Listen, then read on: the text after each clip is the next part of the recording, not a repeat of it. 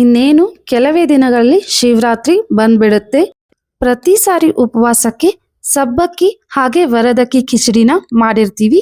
ಈ ಸಾರಿ ಡಿಫ್ರೆಂಟ್ ಆಗಿ ಸಬ್ಬಕ್ಕಿ ವರದಕ್ಕಿ ಪರೋಠ ಮಾಡೋದು ಹೇಗೆ ಅಂತ ನೋಡೋಣ. ನಾನಿಲ್ಲಿ 1 ಬೌಲಷ್ಟು ಸಬ್ಬಕ್ಕಿ ಅಥವಾ ಸಾಬುದಾನನ 2ರಿಂದ 3 ನಿಮಿಷ ಹುರ್ಕೊಳ್ತೀನಿ.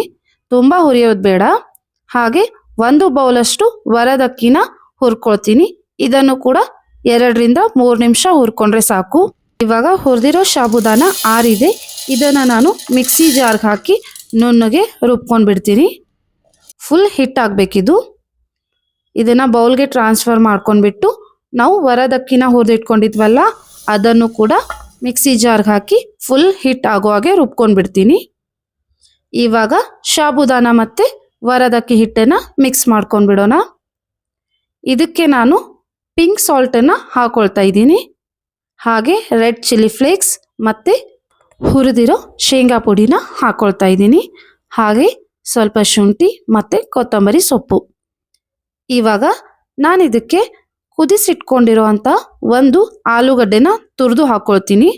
1 ಬೌಲಷ್ಟು ತುರಿದಿರೋ ಆಲೂಗಡ್ಡೆನ ಹಾಕ್ಕೊಳ್ತಾ ಇದ್ದೀನಿ. ಇವಾಗ ಇದನ್ನು ನೀಟಾಗಿ ಮಿಕ್ಸ್ ಮಾಡ್ಕೊಂಡ್ಬಿಟ್ಟು ಸ್ವಲ್ಪ ಸ್ವಲ್ಪ ನೀರನ್ನು ಹಾಕಿ ಪರೋಟ ಹದಕ್ಕೆ ಕಲಿಸ್ಕೊಂಡ್ಬಿಡೋಣ. ಹಿಟ್ಟು ನೆನೆಯೋವರೆಗೂ ನಾವು ಶೇಂಗಾ ಚಟ್ನಿಗೆ ರೆಡಿ ಮಾಡ್ಕೊಂಡ್ಬಿಡ್ತೀನಿ. ಮಿಕ್ಸಿ ಜಾರ್ಗೆ ಹುರಿದಿರೋ ಶೇಂಗಾ, ಕೊತ್ತಂಬರಿ ಸೊಪ್ಪು, 1 ಹಸಿಮೆಣಸಿನ್ಕಾಯಿ ಹಾಗೆ ಉಪವಾಸದ ಉಪ್ಪನ್ನು ಹಾಕ್ಕೊಂಡು ಸ್ವಲ್ಪ ನೀರನ್ನು ಹಾಕ್ಕೊಂಡು ನುಣ್ಣಗೆ ರುಬ್ಕೊಂಡ್ಬಿಡ್ತೀನಿ.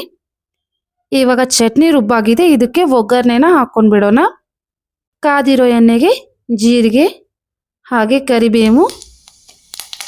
ಇದಾದಮೇಲೆ ನಾವು ಇದಕ್ಕೆ ರುಬ್ಬಿರೋ ಚಟ್ನಿನ ಹಾಕ್ಕೊಂಡ್ಬಿಟ್ರೆ ಶೇಂಗಾ ಚಟ್ನಿ ರೆಡಿ ಆಗಿಬಿಡುತ್ತೆ. ಚಟ್ನಿ ಅಂತೂ ರೆಡಿಯಾಗಿದೆ.